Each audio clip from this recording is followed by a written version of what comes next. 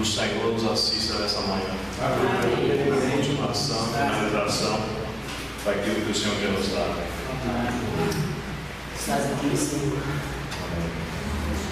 Vamos orar, irmãos. Pai, vamos mais uma vez no nosso coração em Sua presença. Agradecidos pelo ministério da Sua palavra. Agradecidos pelo que o Senhor nos trouxe no livro de Colossenses. Tão importante para os dias que estamos vivendo. Que o Senhor realmente conceda a cada um de nós espírito de sabedoria e de revelação, pleno conhecimento da Tua própria resposta. Tudo que estamos fazendo aqui possa convergir para Ti. Tu és o centro do Senhor da nossa atenção. Nós não queremos desviar o nosso foco.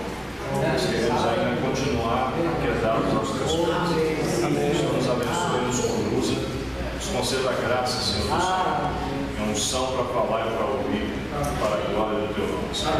Humildemente te pedimos, reconhecendo as nossas debilidades e fraquezas, mas reconhecendo quem o Senhor é. Poderoso Tu és. Tu és o Senhor da ressurreição. Tu és o Senhor da vida. Aleluia. Para a Sua glória, Senhor. Amém. Em nome de Jesus. Amém. Irmãos, vamos abrir nossas Bíblias em Mateus, capítulo 26.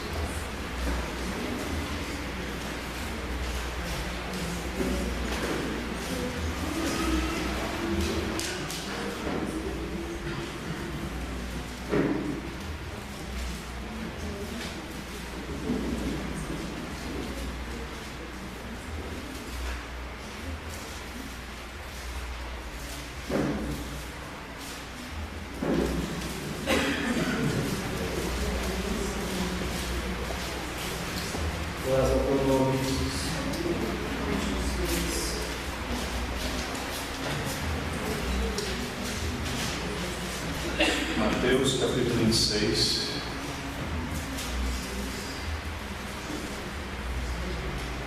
versículo 7. Aproximou-se dele uma mulher trazendo um vaso de alabastro cheio de precioso bálsamo, que lhe derramou sobre a cabeça, estando nele à mesa. Vendo isto, indignaram seus discípulos e disseram: para que esse desperdício? Pois esse perfume poderia ser vendido por muito dinheiro e dar-se aos pobres.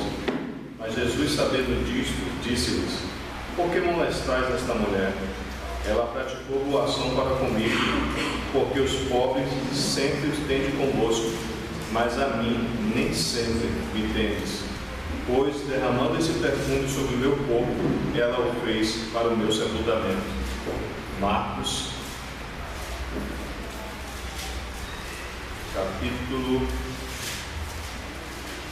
14,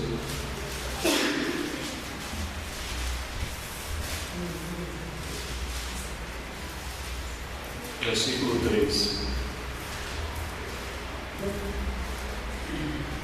Estando ele em Betânia, reclinado à mesa, em casa de Simão, o leproso, veio uma mulher trazendo um vaso de alabastro, com preciosíssimo perfume de nardo puro, e quebrando o alabastro, derramou o bálsamo sobre a cabeça de Jesus. Indignaram-se alguns entre si e diziam: para que esse desperdício de bálsamo? Pois este perfume poderia ser vendido por mais de 300 denários e dar-se aos pobres, e murmuravam contra ela.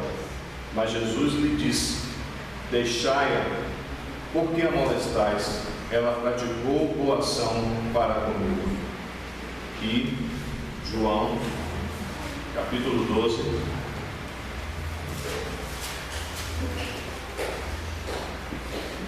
versículo 1.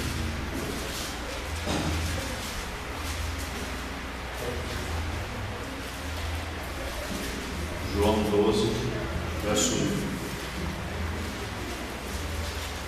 6 dias antes da Páscoa, foi Jesus para Betânia, onde estava Lázaro, a quem ele ressuscitara entre os mortos. Deram-lhe, pois, ali uma ceia. Marta servia, sendo Lázaro um dos que estavam com ele à mesa. Então Maria, tomando uma libra de bálsamo de nardo puro, muito precioso, ungiu os pés de Jesus e os enxugou com os seus cabelos. E encheu-se toda a casa com o perfume do bálsamo. Mas Judas Iscariotes, um dos seus discípulos, o que estava para traí-lo, disse: por que não se vendeu este perfume por 300 denários e não se deu aos pobres? Isso disse ele, não porque tivesse cuidado dos pobres, mas porque era ladrão e, tendo a bolsa, tirava o que nela se lançava. Jesus, entretanto, disse: deixai-a, que ela guarde isso para o dia em que me embalsamarem, porque os pobres sempre tendes convosco, mas a mim nem sempre me tendes. Irmãos, na leitura desses 3 textos aí, tanto de João como também de Mateus, como de Marcos, nós percebemos claramente que uma outra pessoa é introduzida nesse ambiente chamado Betânia. Nós já falamos sobre Maria, nós já falamos sobre Marta, nós já falamos sobre Lázaro, e o Espírito Santo, não eu, mas o Espírito Santo faz questão de ressaltar, colocar em evidência essa pessoa que ele fala claramente aqui por esses 3 evangelhos que isso também aconteceu na casa desse Simão, e ele não faz questão de retirar a palavra leproso. Simão o leproso. Simão o leproso estava naquele ambiente ali que o Senhor já havia, podemos assim falar, principalmente olhando por esse último texto que nós lemos de João, o Senhor já tinha tratado e eles estavam começando a viver uma vida normal e muitas coisas estavam acontecendo de acordo com o coração do Senhor. Obrigado. Se nós olharmos bem, voltamos aqui para o capítulo 12, nós vamos perceber coisas aqui que são tremendamente importantes para a nossa vida e para a vida da Assembleia. Por exemplo, eles estavam, eram 6 dias antes da Páscoa, o Senhor estava a 6 dias de ser crucificado, praticamente.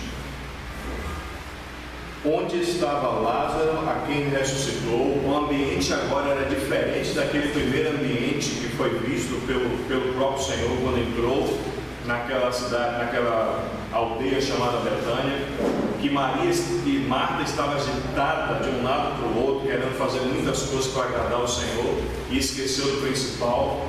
Mas agora o ambiente é completamente diferente.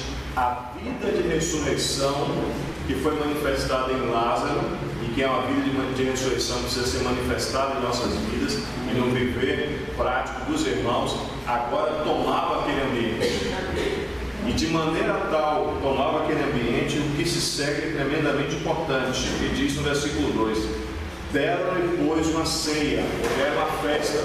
O ambiente agora é um ambiente festivo, um ambiente onde eles estavam comendo, estavam se alegrando, porque a vida de ressurreição estava ali. E aí continuava, mas aí diz no versículo 2: deram-lhe uma ceia, Marta servia, sendo Lázaro um dos que estavam com ele à mesa.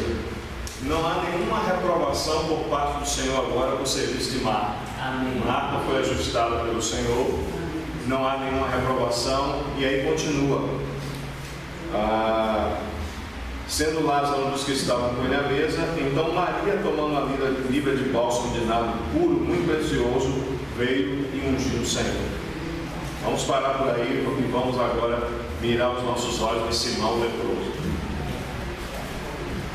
Nesse ambiente onde nós temos um serviço que foi tratado, nesse ambiente que nós temos uma Maria que está quedada aos pés do Senhor, e agora essa vida é mais intensa e mais profunda e mais madura do que no dia que ela conheceu o Senhor, porque ela experimentou de Deus alguma coisa a mais. E aqui é colocado claramente que esse a mais de Deus que ela experimentou levou ela a derramar-se completamente diante do Senhor nessa ceia, nessa festa que estava acontecendo aqui. E Lázaro, como já falamos, Lázaro não falou nada, nem precisava falar. Lázaro é um testemunho claro de quem era o Senhor. Mas nós temos um elemento que parece ser estranho, mas não é, mas que é justamente Simão leproso. Na minha concepção, eu penso que apenas o Espírito Santo deixou esse, podemos assim falar, esse estigma com todo cuidado, que o Espírito Santo coloca aqui sobre a vida de Simão leproso, Mas eu creio, pelo menos minha crença, de que o Senhor não havia de maneira nenhuma deixado Simão leproso. Amém. O Senhor curou Simão leproso. Amém. Mas por que o Espírito Santo faz questão de ressaltar que está na casa de Simão leproso? É para que nós possamos perceber que há um elemento também ainda na casa que precisamos ter bastante cuidado com ele. Ele foi tratado pelo Senhor, mas ele continua aqui, na nossa carne, apesar da ceia, apesar da festividade, apesar do serviço tratado, apesar da vida de adoração de Maria, apesar da vida de ressurreição. Mas o Senhor está colocando lá a casa dessa casa em Betânia também de Simão leproso, e vocês precisam ter cuidado com a carne. E aí, colocando algumas palavras, nós podemos ler Romanos capítulo 6. Vamos ler juntos Romanos capítulo 6, versículo 20, que eu penso que coloca a ideia dessa pessoa aqui nesse ambiente, que é justamente para nos lembrar de quem nós éramos e lembrar agora de quem nós somos, mas que nós não podemos nos descuidar com a vida que recebemos, não podemos nos descuidar com a adoração que temos à pessoa do Senhor, como também a consagração, não podemos nos descuidar com o serviço que já tem sido tratado, para que nós não venhamos a decair da nossa fé, nós não venhamos a experimentar o que Deus experimentou no presente século. E isso que o nosso irmão Chico colocou muito bem no final de Colossenses. Nós precisamos estar atentos. E aí o Espírito Santo, em várias vezes, através de vários irmãos nas Escrituras, ele faz lembrar disso. Olhe se não é dessa maneira. E eu quero que você possa tirar suas conclusões aí diante do Senhor. Romanos capítulo 6, versículo 20 diz o seguinte: porque quando eras escravo do pecado, estavas isento em relação à justiça. Naquele tempo, que resultado colhestes? Somente as coisas que agora vos envergonhais, porque o fim delas é a morte. Mas, aí diz, agora, porém, libertados do pecado, transformados em servos de Deus, tendes o vosso fruto para a santificação e, por fim, a vida eterna. Você percebe como ele mistura as coisas que aconteceram no nosso passado com o que é o nosso presente e ainda nos adverte dizendo, porque o salário do pecado é a morte. Apesar de estarmos em Betânia, nós precisamos lembrar que um dia nós fomos leprosos. E leproso nada mais é do que a manifestação da iniquidade que estava aqui dentro, que se transformou em pecado visível para os outros. E há uma característica peculiar na questão da lepra. A pessoa que é leprosa, ela fica insensível. Não é todo tipo de lepra, mas a maioria da lepra, ela torna a pessoa insensível e começa a fazer uma deformação no corpo, em qualquer membro daquela pessoa. Então, se nos tornamos, a advertência do Espírito Santo, se nos tornamos insensíveis ao Espírito Santo nesse ambiente festivo, porque muitas vezes, como diz a própria palavra, é melhor estar num ambiente onde há a morte e aí a sensatez, do que no ambiente que há festa e aí nós começamos a ficar insensatos. Nós podemos cometer insensatez mesmo estando no ambiente de Betânia. E precisamos da ajuda do Senhor para não conseguir nessas coisas. E ele continua aqui, porque o salário do pecado é a morte, mas o dom gratuito de Deus é a vida eterna em Cristo Jesus, nosso Senhor. Se pecado antes produzia morte, se nós pecamos também hoje, depois que recebemos do Senhor, isso também vai produzir morte em nossas vidas. Então, são palavras de advertência final do Senhor com relação a esse ambiente de Betânia. Se nós olharmos para Efésios também, capítulo 2, no versículo 13, 2, versículo 1. Ele vos deu vida, olha aí, estando vós mortos nos vossos delitos e pecados passados, nos quais andastes outrora, segundo o curso deste mundo, segundo o príncipe da potestade do ar, do espírito que agora atua no espírito da desobediência, entre os quais também todos nós, sem exceção, andávamos. Outrora, segundo as inclinações da nossa carne, fazendo a vontade da carne e os pensamentos, e éramos por natureza filhos da ira, como também os demais. Mas Deus, sendo rico em misericórdia, por causa do grande amor com que nos amou, e estando nós mortos nos nossos delitos e pecados, o que é que Ele fez? Nos deu vida. Pela sua graça nós somos salvos. E isso não vem de nós, é dom de Deus, não de obras para que ninguém se glorie. Betânia é por causa de Deus, não é por causa de ninguém não. Então, Simão leproso está ali. Betânia, Simão, por conta de mim, não por conta de vocês. Se tem consagração, se tem serviço ajustado, se tem vida de ressurreição, é por causa dele. Nós não podemos tirar o nosso foco dele. Então, percebamos o seguinte, também a centralidade da pessoa do Senhor em tudo isso que está acontecendo. Se Lázaro precisa ressuscitar, quem é o centro? É Lázaro? Não. O centro é o Senhor. Amém. Se Maria está servindo e precisa de ajuste, é Maria o centro? O serviço é o centro? Não. É o Senhor que é o centro.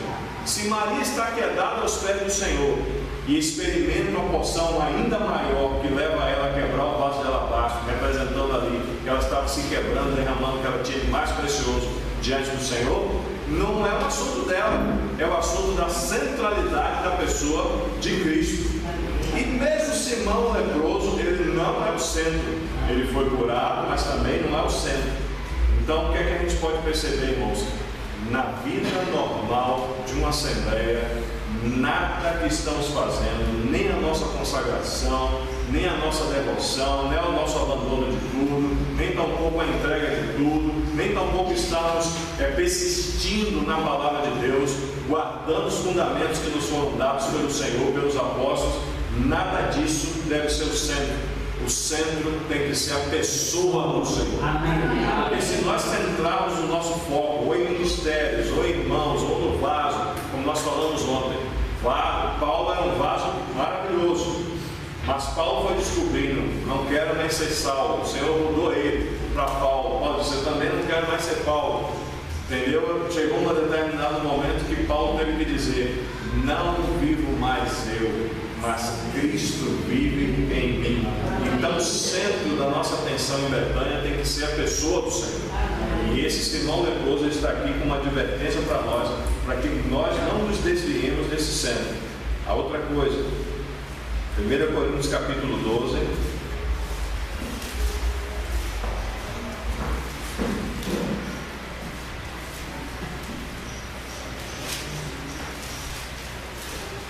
Coríntios 12, verso 2.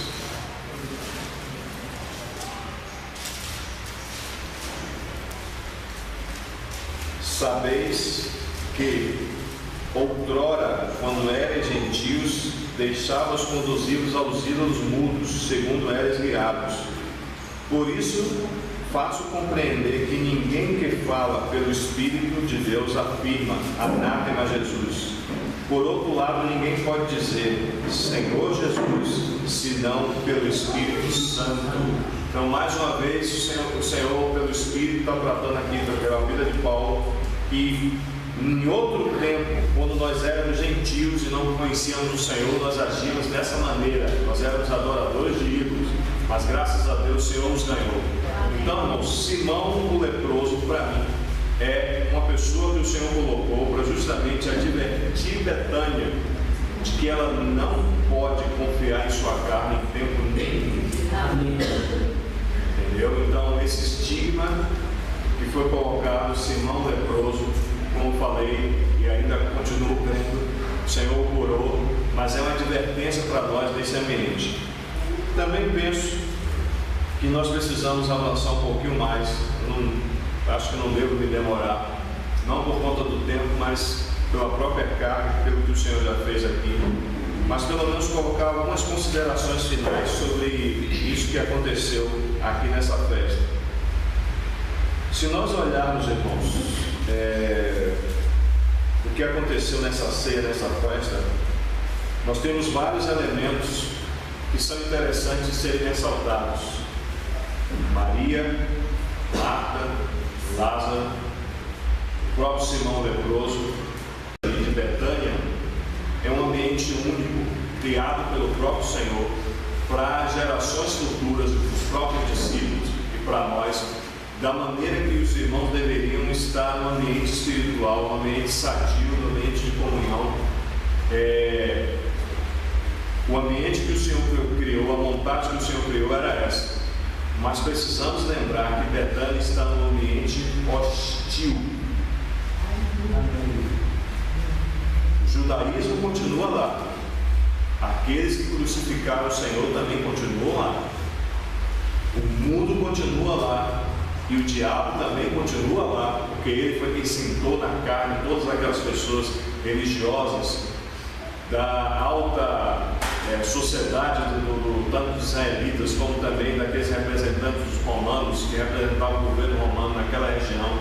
Foi ele que a todo custo procurava uma oportunidade através daqueles homens para matar a pessoa do Senhor.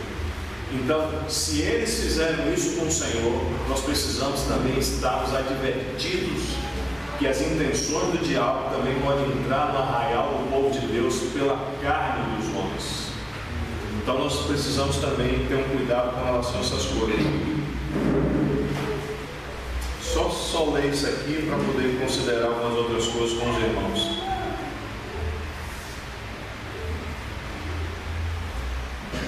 Quando Maria derramou aquele unguento muito precioso que custava 300 denários, derramou sobre a pessoa do Senhor. O Senhor elogiou, o Senhor a recebeu, e o Senhor disse que em todo momento que fosse pregado esse evangelho, precisava ser anunciado isso que Maria fez. E Maria fez para com a pessoa do Senhor. Mas imagine aquele momento que está ali. Um ambiente de ressurreição, um ambiente de serviço que foi tratado, um ambiente onde Maria está quedada aos pés do Senhor, agora com uma intenção mais profunda de quebrar aquele vaso de alabastro. No meio daquela situação tão maravilhosa que estava acontecendo naquela ceia, naquela festa, aí entra um elemento que eles não esperavam. Há um comentário de Judas Iscariotes que acaba insuflando o mesmo pensamento nos outros discípulos, e que o Espírito Santo faz questão de ressaltar aqui que foi ele que colocou esse assunto aqui no livro de João. Então, qual é a advertência para nós com relação a essas coisas? Deixa eu só ler esse comentário aqui do nosso irmão. Sim, há sempre alguma coisa sinistra não muito longe do ambiente da igreja, do ambiente de Betânia. O que Judas Iscariotes falou foi: por que não se vendeu este bálsamo por 300 denários e se deu aos pobres? A intenção dele não era essa. A intenção do inimigo, algumas vezes, quando ele levanta assuntos no meio da assembleia, parece ser bom, mas precisa de discernimento espiritual para poder perceber se aquilo ali procede do Senhor ou não. Quando você começa a perceber esses assuntos que o Senhor está trazendo para nós, você verá que o diabo está à espreita, muito próximo do ambiente de Betânia. A preocupação de Judas Iscariotes parecia ser legítima, mas não era. Para qualquer coisa que o diabo lance o seu olhar com ciúmes, certamente é algo que está apreciando o Senhor no seu coração, e também colocando, não apenas ele aprecia, mas ele avança na vida daqueles irmãos. Mas à medida que o Senhor está avançando, é à medida também que o inimigo está à espreita, esperando uma oportunidade para trazer um prejuízo para aquela assembleia. Então o que é que ocorre? Basta começar a ter algo que está de acordo com o coração do Senhor, que encontraremos uma coisa sinistra que começa a circular em derredor dos irmãos, a fim de destruir aquela adoração, a fim de trazer prejuízo àquela vida de ressurreição, a fim de trazer prejuízo àquele serviço que está sendo feito ali. Uma palavrinha só e acaba trazendo prejuízo para toda a assembleia. Uma maledicência, como colocou o nosso irmão Chico, uma palavra de implicação, uma palavra de desconfiança, um comentário. Essas coisas, irmãos, procedem da carne. não procede do Senhor.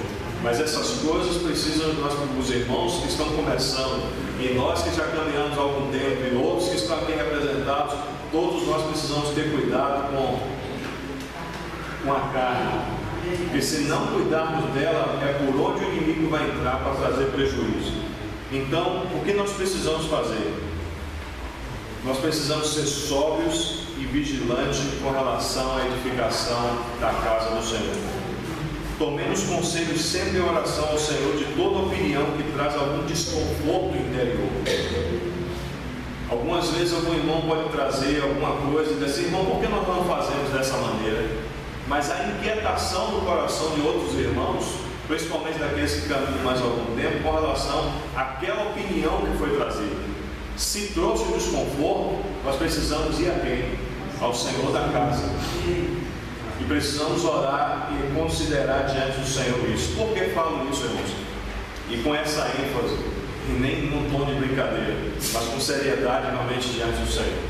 Porque nós já vimos assembleias começarem e assembleias desaparecerem de uma hora para outra, por conta de tomarem caminhos que não foram os caminhos do Senhor.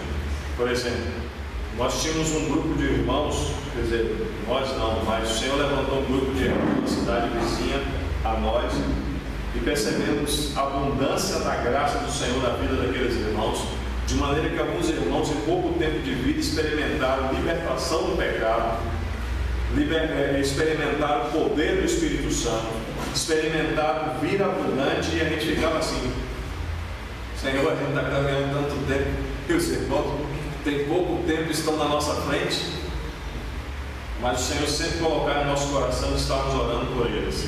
E aí, eles mesmos, um grupo de 40 irmãos, identificaram 2 irmãos que poderiam estar como presbítero naquela localidade.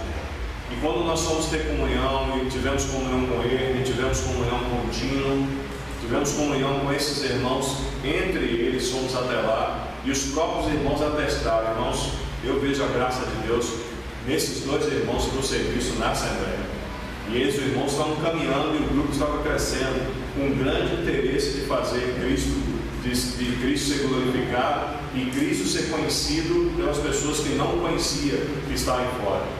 Mas chegou uma opinião no meio de todo esse ambiente de ceia, de festa, de ressurreição, de adoração, de serviço que estava sendo tratado. Os irmãos não tinham dificuldade. O irmão pregava uma coisa, tinha alguma coisa para ser corrigida, os irmãos já se levantavam: irmão, você acabou de falar um negócio que não está na Bíblia. Eu disse: peraí, irmão, vamos corrigir aqui agora. Vem cá. Aí vinham os 2 juntos. Isso a gente viu acontecer. Vinham os 2 juntos ali e disse: irmão, vamos consertar aqui, esse assunto não é bem dessa maneira não. Era a minha interpretação, mas a Bíblia não está falando disso aqui não. Corrigia. Um ambiente sadio, onde nós podemos o quê? Falar a verdade um para o outro em amor e sermos corrigidos e prosseguirmos. Muitas das dificuldades que as assembleias têm é porque nós não somos verdadeiros. Nós deixamos as coisas seguirem e tomarem um rumo muito longo, mas quando a gente quer puxar a corda, já foi longe demais. E muitas vezes nós perdemos aquele irmão que está vivendo tal dificuldade, e na Assembleia ninguém quer tocar na vida dele. E aí o que ocorre? Esses irmãos ouviram o conselho de um outro irmão que estava lá com eles. E o conselho foi o seguinte: irmão, veio reunir aquele casal de irmãos, e nós percebemos que esse irmão é um irmão mais velho, esse irmão tem graça no Senhor, esse irmão compartilha bem a palavra, ele tem que estar no presbitério com vocês. E aí sabe o que aconteceu? Começou a inquietação no coração dos irmãos, os irmãos não perceberam. E aí, nessa inquietação que ocorreu no coração dos irmãos, os irmãos não consultaram o Senhor. Nós só viemos saber desse assunto depois eles colocaram para a gente, e aí falamos: olha, irmão, agora o prejuízo está feito. E aí introduziram esse irmão na liderança. Sabe o que aconteceu com essa assembleia? Não tem um irmão reunido hoje, porque aquele irmão, aquela opinião que foi dada, ela não procedia do Senhor. Eu me atrevo a falar, procedia dele, daquele que fica circulando ao derredor, em espreita, procurando a quem tragar para trazer prejuízo para a Assembleia do Senhor. E esse irmão hoje, ele está reunindo no grupo dos que dizem que só invocando o nome de Jesus em hebraico para ser salvo. Você compreende? Porque Simão leproso está aqui com uma advertência, e dentro desse ambiente aqui, o assunto da carne, dentro desse ambiente, o que o inimigo promoveu através de Judas Iscariotes, um ambiente de adoração, ela estava se rendendo ao Senhor, e isso também é uma advertência. Alguns irmãos se consagram mais do que outros, e não é um assunto porque Deus atraiu mais eles do que a mim. Não. Se nós pegarmos, voltarmos a Mateus capítulo 11, há um convite para todos. O que é que o Senhor diz? Vinde a mim, todos vós estão cansados e sobrecarregados, e eu vos darei descanso. Penso que esse descanso é descanso do nosso espírito, é um chamado para todos. Mas o chamado para a alma, para descansar a nossa alma, o Senhor muda o verbo. Ele diz assim: tomai sobre vós o meu jugo. Quando diz tomar, ele tem a responsabilidade humana de tomar o jugo. Então, se Chico, se Francisco Nunes toma mais o jugo do Senhor do que eu, o que vai acontecer com ele? Ele vai ser mais manso e humilde de coração. E tomar o jugo, como os irmãos sabem, né? Você tem aquela estrutura de madeira que você coloca sobre o animal mais velho, e a estrutura de madeira que vai para o animal mais novo, e ambos caminham juntos. O animal mais velho, ele está o quê? Com o lombo já calejado, já é treinado, o dono só coloca ele no caminho e dá um tapinha assim nele e ele vai. Mas o boi mais novo, o animal mais novo, o que é que faz? No momento que está caminhando, ele não quer ir, mas o boi mais velho se vai. Entende? Aí ele começa a ser ferido, mas quando ele começa a ser ferido, o que é que ele faz? Esse negócio está doendo, é melhor ir. Mas quando o boi mais velho para e ele quer prosseguir, né? Tomou ânimo, aí quando ele prossegue, ele também é ferido e aí para. Tomai sobre vós o meu jugo e aprendei de mim, que sou manso e humilde de coração, e acharei descanso para vossas almas. Então, irmãos, o assunto, muitas vezes você tem um irmão se consagrando mais do que o outro, não fique com inveja não. Se desperte para ser tão consagrado quanto ele. Amém? Se você vê um irmão se destacando no serviço, propõe o seu coração: Senhor, onde é que eu tenho que servir? Vou servir junto com o irmão? Senhor, não sei fazer nada, mas como nós já falamos, Betânia é um lugar onde o serviço é corrigido. Todos podem servir.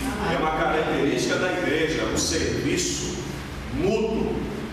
Porque se meu corpo está aqui falando para vocês, com as expressões, é claro, minha boca também falando, mas aí ocorre o seguinte: se um lado é paralisado, esse corpo está 100%? Não. Você já viu a igreja que não funciona, irmão?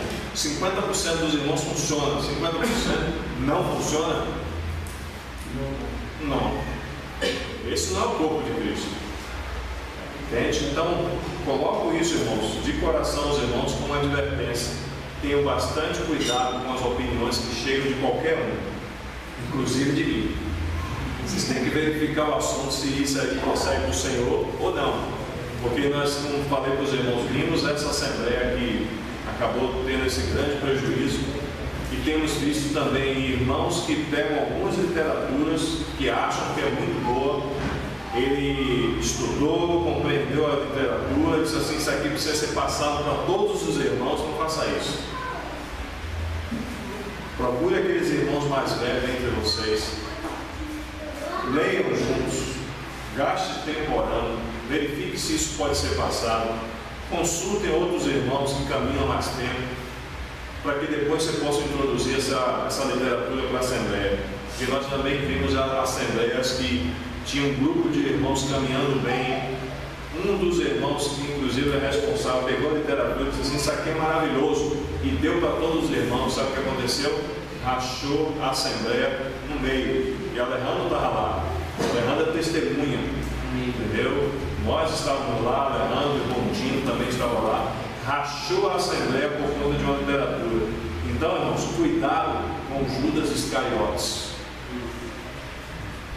Porque a sua opinião, não estou dizendo que nenhum irmão é traidor aqui, mas estou falando para os irmãos com todo cuidado, que nós precisamos estar tendo cuidado com as opiniões, cuidado com as coisas que nós trazemos para ser introduzidos no meio dos irmãos. Tudo isso deve ser submetido ao Senhor da casa.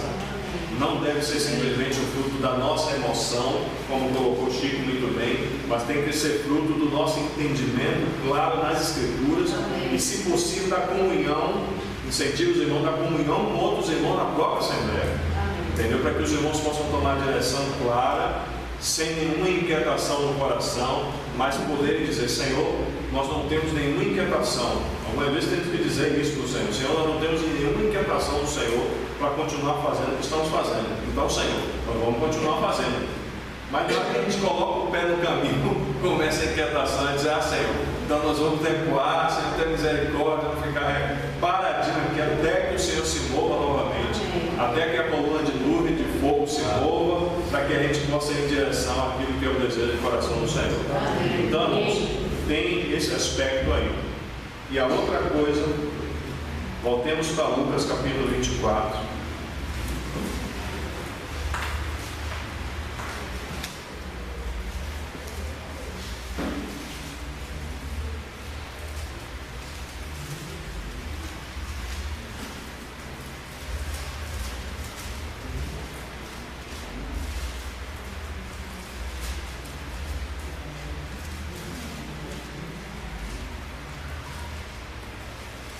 Lucas capítulo 24, versículo 49.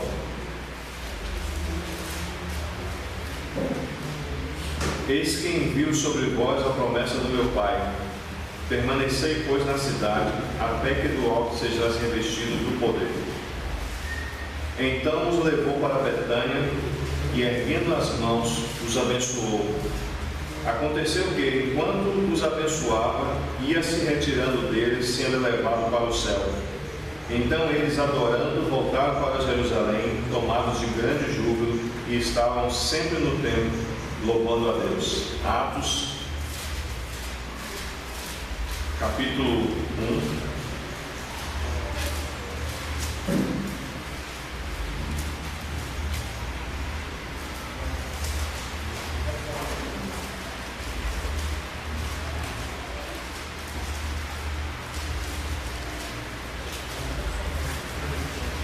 Versículo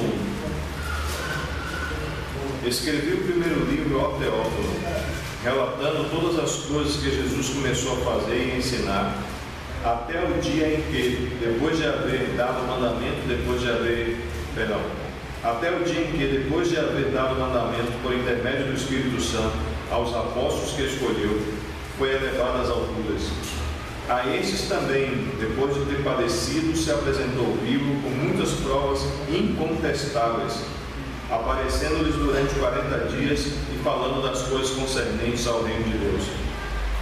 E comendo com eles, determinou-lhes que não se ausentasse de Jerusalém, mas esperasse a promessa do Pai, a qual disse ele: de mim ouvistes. Porque João, na verdade, batizou com água, mas vós sereis batizados com o Espírito Santo, não muitos dias depois destes. Então os que estavam reunidos lhe perguntavam: Senhor, será este o tempo em que restauras o reino de Israel?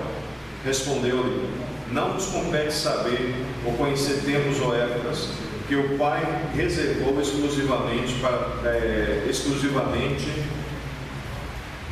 da sua autoridade, mas recebereis poder ao descer sobre vós o Espírito Santo, e sereis minhas testemunhas tanto em Jerusalém como em toda a Judéia e Samaria até os confins da terra. Ditas essas coisas, foi Jesus elevado às alturas à vista deles, e uma nuvem cobriu dos seus olhos. E estando eles com os olhos fitos no céu, enquanto Jesus subia, eis que 2 varões vestidos de branco se puseram ao lado deles, e lhes perguntaram: varões galileus, por que estáis olhando para as alturas? Esse Jesus que dentre vós foi assunto ao céu, assim virá do modo como vistes subir. A geografia aqui é justamente Betânia. Da mesma maneira que o Senhor desejou ter Betânia no início, o Senhor deseja ter Betânia no final. Penso que quando o Senhor voltar, Ele vai encontrar um ambiente de grande degradação. O Senhor diz: porventura, quando o Filho do Homem vier, achará fé na terra? Por se multiplicar a iniquidade, o amor de quase todos vai esfriar. E nós vamos perder, o Senhor nos guarde, mas na maioria irão perder a esperança da vinda do Senhor. E muitas coisas vão acontecer. Mas, se voltarmos os nossos olhos para o Apocalipse, capítulo 2 e 3, e no final, ainda na igreja de Laodiceia, muitos irmãos que estudam a palavra dizem que nós estamos nesse período de mornidão. Não queremos nem ser quente, nós não queremos também ser frio. Nós queremos ficar de forma intermediária, mas o Senhor está falando mais uma vez: quem tem ouvidos, ouça o que o Espírito diz às igrejas. O Senhor quer novamente, irmão, nos dias que nós estamos vivendo, esse ambiente de Betânia no meio dos irmãos. Não tenho dúvidas disso, porque esse ambiente agradou o coração do Senhor, mas esse ambiente também vai agradar o coração do Senhor no final.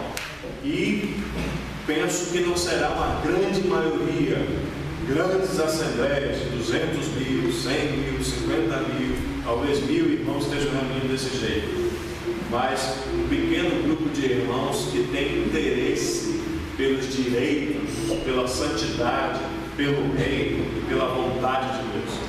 Essa resposta só quem pode dar é eu e você.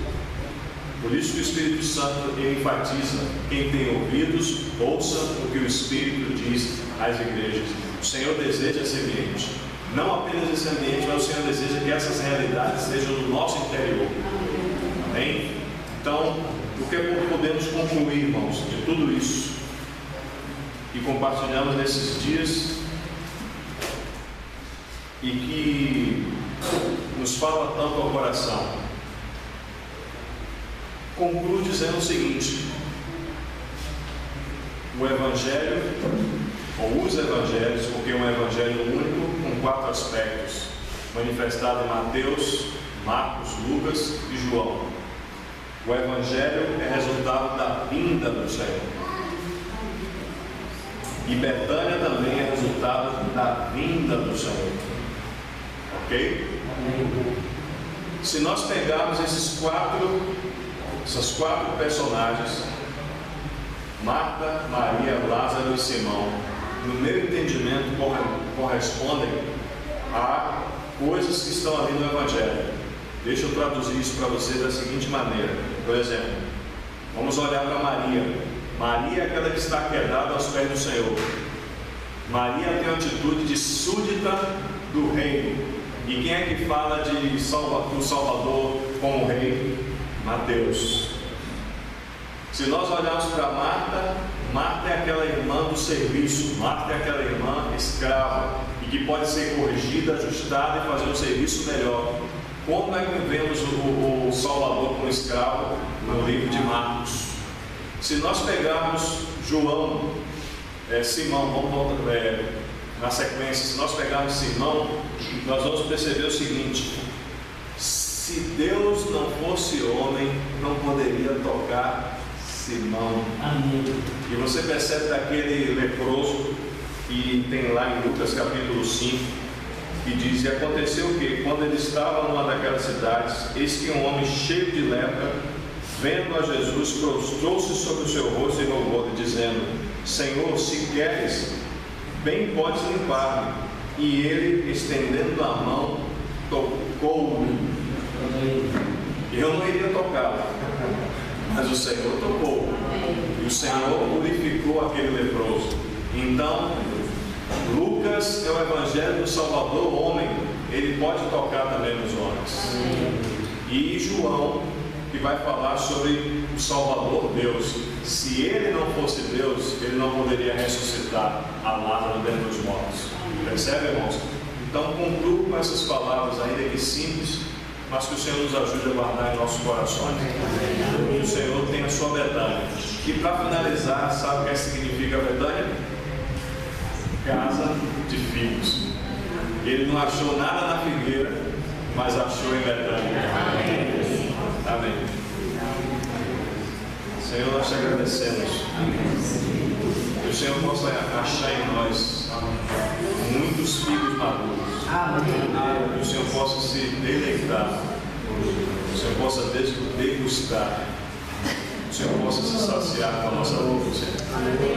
Assim como achamos deleite em Ti, Senhor, nós sabemos que o Seu Espírito também trabalha para que nós sejamos um deleite para a Tua pessoa. Por isso nos confiamos nas mãos do Santo Espírito, e Ele mesmo nos conduz àquilo que está no Seu coração. Que o Senhor nos ajude, Senhor, em cada um desses aspectos, a sermos uma igreja em cada localidade de acordo com o Seu coração. Senhor, que ainda que outros não queiram, o Senhor nos ajuda a querer aquilo que o Senhor quer. Nossa oração a Ti, nosso Deus e nosso Pai, que o Teu nome seja santificado, que venha o Teu reino, e a Sua vontade seja feita aqui na terra, como ela é feita no céu.